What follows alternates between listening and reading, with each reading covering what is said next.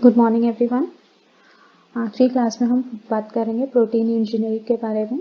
तो protein engineering एक ऐसा टॉपिक है जहाँ पे हम प्रोटीन के स्ट्रक्चर में मॉडिफिकेशन कर रहे हैं, ठीक है। और वो मॉडिफिकेशन क्यों कर रहे हैं? To get a desirable function, ठीक है। तो this can be defined as the modification of protein structure with recombinant DNA technology or chemical treatment to get a desirable function for better use in medicine, industry, agriculture and other fields, ठीक है। तो protein engineering basically हम कर कैसे रहे हैं? By the recombinant DNA technology और the chemical treatment which we will discuss later, ठीक है। तो protein engineering in other words can be defined as the process of developing useful और द वैल्यूएबल प्रोटीन, ठीक है। सो एग्जाम में ये topic enzyme engineering के नाम से भी आ सकता है, since enzymes are protein in nature, ठीक है। तो enzyme engineering and protein engineering one and the same thing. Moving on to the next topic, recombinant technology, ठीक है। तो क्या होता है, यहाँ पे हम सिर्फ ब्रीफ में डिस्कस करेंगे, though we will discuss in detail in the unit 2 also, ठीक है। यहाँ पे सिर्फ हम एक ब्रीफ इंट्रोडक्शन देखेंगे रिकॉम्बिनेंट डीएनए टेक्नोलॉजी का। So this is your plasmid vector, ठीक है। Plasmid vector double standard DNA है, ठीक है, जो बैक्टीरियोफेज में आपको मिल सकता है, ठीक है। इसके अंदर ये क्या करता है कि कोई भी फॉरेन डीएनए अपने ऊपर अटैच करवा के it can replicate very fast, ठीक है। And this is your foreign DNA जिसके अंदर हमारे जो स्पेसिफिक कैरेक्टरिस्टिक है जिसको हमें रेप्लिकेट करवाना है, ठीक है, ये हमारा टारगेट डीएनए है। तो हम क्या करेंगे, suppose this part is desired, ठीक है। तो और मैं चाहती हूँ कि इस पार्ट को मैं इस वाले डीएनए के साथ अटैच करूँ, ठीक है। तो बिफोर अटैचिंग क्या करना पड़ेगा कि पहले मुझे इस पार्ट को काटना पड़ेगा और यहाँ पे प्लाज्मिक वेक्टर के पार्ट को काटना पड़ेगा।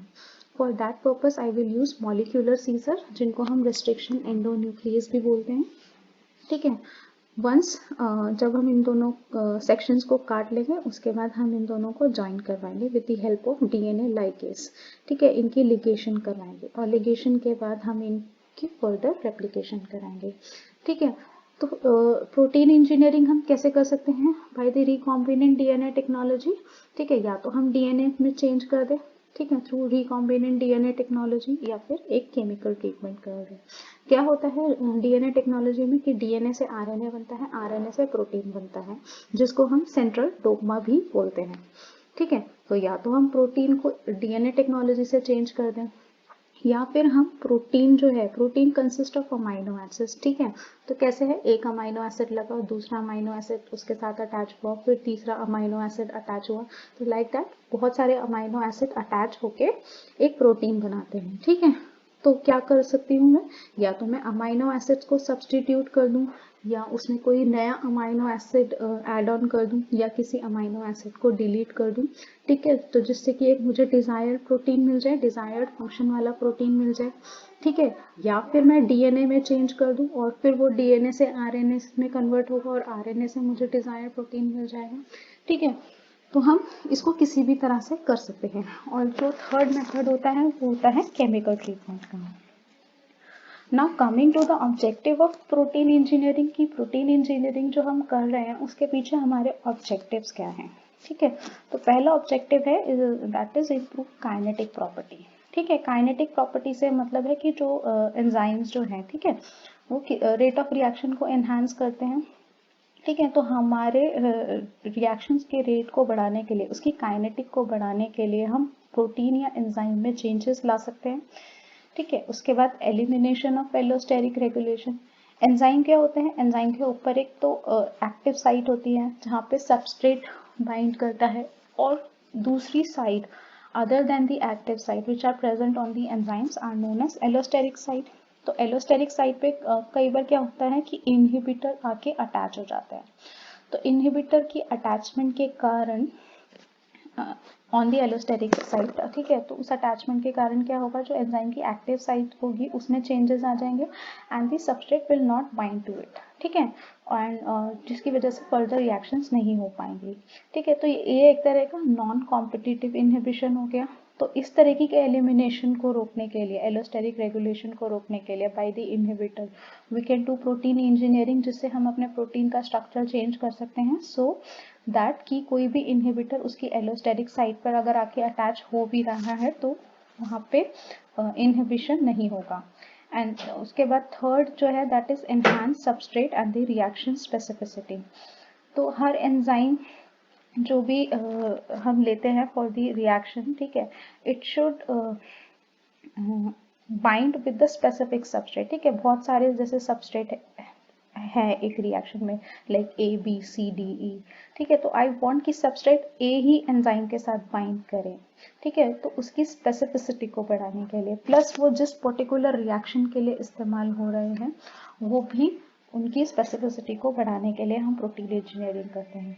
उसके बाद इंक्रीज्ड थर्मोस्टेबिलिटी, ठीक है, तो इंक्रीज थर्मोस्टेबिलिटी से मतलब है कि जैसे जैसे हम टेम्परेचर बढ़ाते हैं तो क्या होता है कि जैसे मैंने टेम्परेचर चेंज किया 30, 40, 50, 60 डिग्री, ठीक है, तो जैसे जैसे मैं टेम्परेचर बढ़ा रही हूँ तो चांसेस हैं कि जो एंजाइम है वो खराब हो जाए, डीनेचर्ड हो जाए, ठीक है, तो उसकी थर्मोस्टेबिलिटी को बढ़ाने के लिए I will do some modification in the protein structure, ठीक है।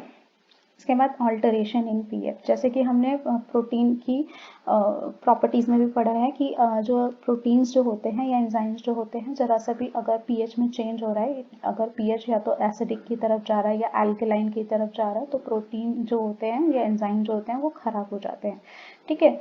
तो पीएच स्टेबिलिटी को भी बढ़ाने के लिए हम प्रोटीन इंजीनियरिंग करते हैं। उसके बाद suitability for use in organic solvent, ठीक है, तो कई बार ऑर्गेनिक सॉल्वेंट यूज करने पे भी प्रोटीन और एंजाइम खराब हो जाते हैं, ठीक है, तो वहाँ पे स्टेबिलिटी को एनहांस करने के लिए भी हम इस्तेमाल में ला सकते हैं।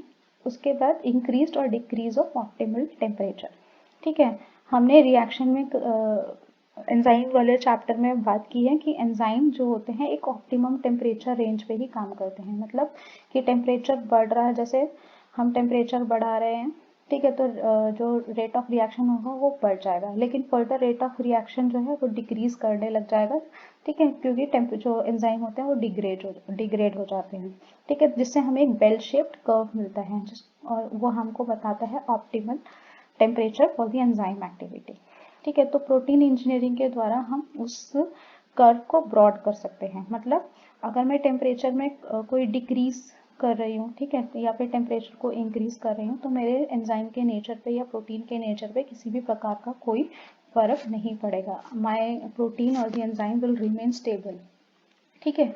और उसके बाद लास्ट जो सेकंड लास्ट पॉइंट है that is to get a high quality product, ठीक है, तो जो हमको प्रोडक्ट मिलेगा that will be of good quality, ठीक है। उसके बाद इंक्रीज प्रोटीन और एंजाइम शेल्फ लाइफ, ठीक है, तो कई बार क्या होता है कि ड्यूरिंग द रिएक्शन और after the completion of reaction enzyme जो होते हैं वो डिग्रेड हो जाते हैं, ठीक है, ड्यू टू टेम्परेचर कंडीशन और द पीएच कंडीशन, ठीक है, तो वी वांट कि उनकी जो शेल्फ लाइफ है वो जल्दी से ख़त्म ना हो, ठीक है, उनकी स्टेबिलिटी मेंटेन रहे, जिसकी वजह से हम प्रोटीन इंजीनियरिंग करते हैं। I hope you like this video. In the next class, we will discuss about the method for protein engineering. Thank you. Thank you so much.